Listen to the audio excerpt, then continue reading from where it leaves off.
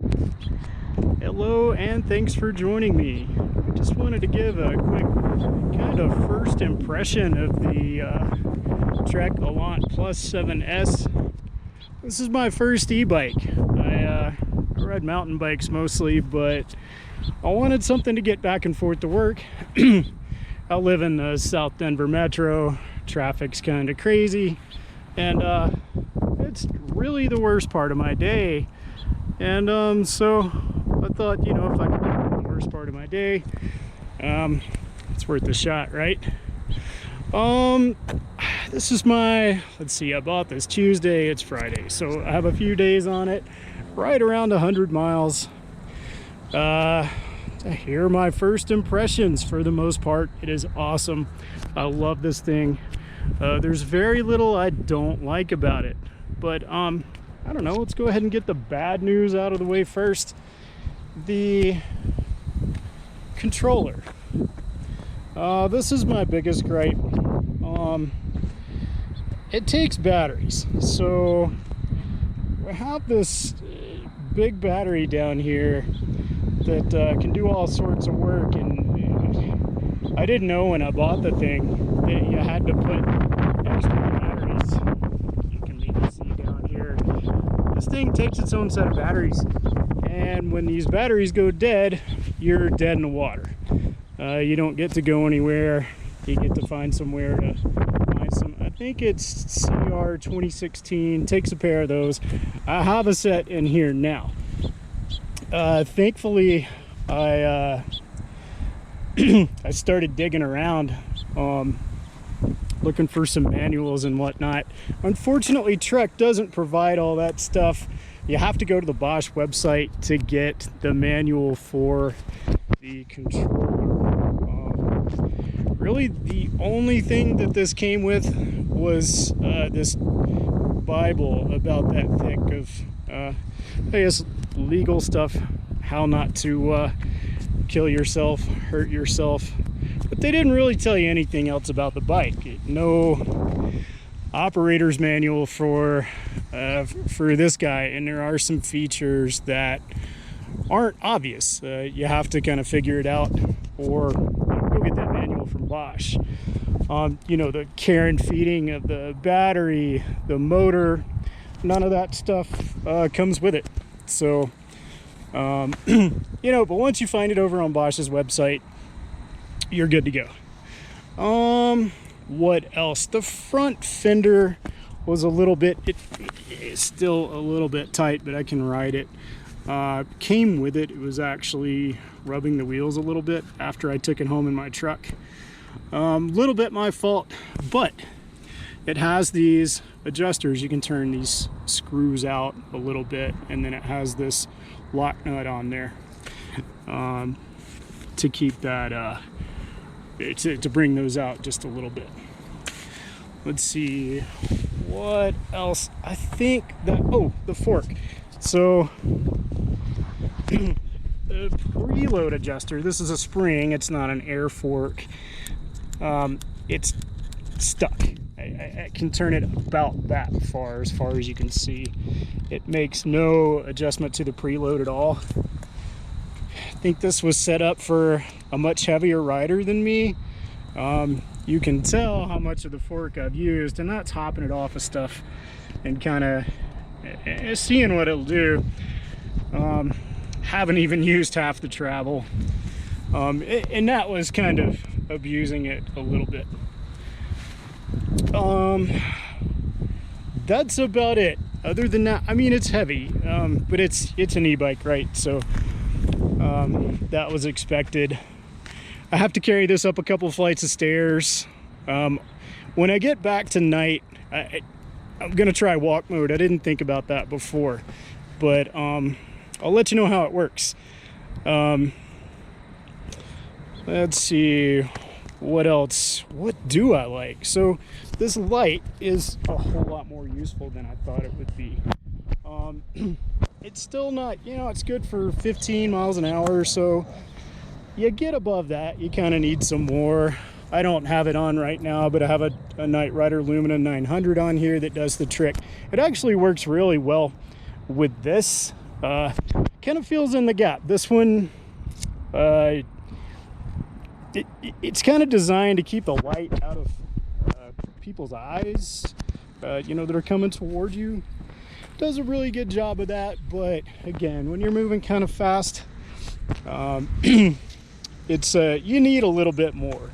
And this Night Rider is not my favorite for mountain biking. I prefer Saigo lights, but and because this one is more of a spot where the Saigo light diffuses the light a lot better. This is more of a spotlight, but combined with this thing, it's just perfect.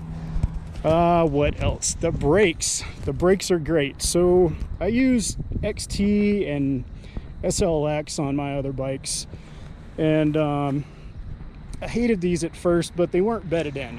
When I rode this bike, it had 2 miles on it. Once I got them bedded in, it took, I don't know, 15, 20 miles, and they're super smooth.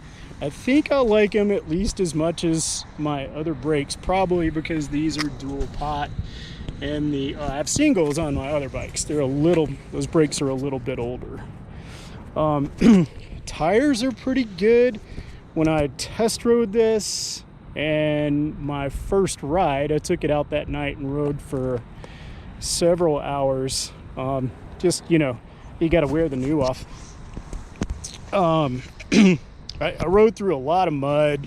There's still a little bit on there. You know, it would happen. It never rains in Colorado, and it would happen right as I go and buy a new bike. So I was gonna go ride it anyway. Wound up getting it in the mud. These fenders do a really good job of keeping the mud off of you. That was one of the selling points for this bike. I wanted fenders. I'm riding to work. You know, I don't want to get that dirty, and they do a great job. This rear fender, it looks kind of, this rack, when you look at it, it looks like it only has this one attachment point. It's like, what the, but if you look inside, I don't know if you can see up in there without a light, but there's actually some reinforcing beam that gives this some more strength, and it's quite sturdy. I still need to take the dork disc off. I haven't done that yet. It's got a cool little guard for the derailleur. Never seen that on a bike before. Really nice touch. Now, what else? Those Bontrager paddles are gonna come off at some point, but I thought I'd see how long they lasted. Wound up with an Abus 6000K lock. I don't really use bike locks a whole lot, but this seemed like it would fit the bill. It's pretty compact, easy to carry. First trip today, it did great. That's not part of the bike, but it's part of this bike. What else? Tail light, very visible. You can see this from quite a ways off. Super bright. This rear fender came kind of bent. Well, looks like it's bending back over kind of easily. I don't think these are as sturdy as the Specialized fenders, but I wanted a Bosch motor and battery system. I didn't want the I didn't want the Specialized. I think they make their own motors. Maybe they partner with somebody, Brozer or somebody, I'm not sure. But I wanted a Bosch electric system, and so this was the one I wound up with. Side stand, I thought I was going to take it off immediately because I haven't ridden with a side stand on anything but a motorcycle, maybe since like my first bike when I was 5. But it's really handy, really useful, because this thing's kind of heavy. You're always putting stuff on it, taking stuff off, so I think I'm gonna keep it. I kind of like it. What else? The charge port is notably sort of, I don't know, there's no rubber seal. Doesn't seem like it's gonna keep water out. I don't know if that's a big deal, but that's that. Motor stays nice and cool. I haven't managed to warm this thing up yet. I took it 2 nights ago on a ride. Had it in eco mode. Battery wasn't even charged all the way up. I rode it 30 miles in eco mode uphill, and I still had all the battery bars. When I got done, it got down to the turnaround point. It was getting kind of late. I had to get back home and go to work the next day, so I bumped it up one into tour mode and rode back like that. So the battery so far has been super impressive. It's exceeding my expectations for sure. Love the grips. I have some kind of like this on another bike that I use for bike path duty.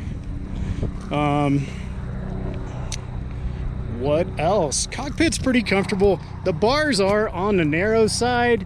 I know it's a personal thing. Some people may really dig it. Sorry, talking over a helicopter here. I'll try to get a little closer. Little narrow for my taste. I think I'm gonna put another set of bars on here. Just grab one out of the parts bin and spread these out just a little bit. And it may be perfect for you, but for me they're just a little bit narrow. It's rideable. I can ride it for hours and it doesn't kill me, but I just prefer them wider. What else? I think I've covered the shifter. I didn't know how much I was gonna like this Alivio. I use higher end stuff on my other bikes. It's not too close to bottom tier, but it's not that close to top tier either. This thing shifts super smooth. I think it shifts smoother than any of my other bikes, actually. I really like it. And I thought the indicator was going to be something I wouldn't use, but I actually do. I keep it in the same gear most of the time, but like I said, I live in Colorado. We have hills. Sometimes I've got to bump it down a little bit to get up some steeper hills. Narrow wide chain ring, super nice. Helps keep the chain on. Wheels, I think these are 35 millimeter, ND 35. I haven't gone tubeless with these just yet. Prefer tubeless over tubes, but I'm gonna see what I think. Tubes tend to hold pressure a little bit better, and since I'm using this as a commuter, I'm probably gonna ride it every day, at least when the weather's good. I won't have to put air in the tires as much. I may just throw some sealant in here and call it a day. I don't know. If you've gone tubeless with these, let me know what you think. Yeah, I think that's about it. Overall, this thing has been super impressive. It's my first e-bike. It's only the third e-bike I've ridden.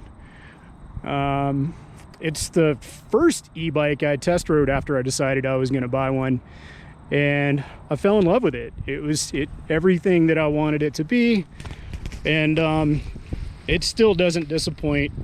Again, I think this is 4 rides, about 100 miles or so, and it just keeps surprising me in a good way.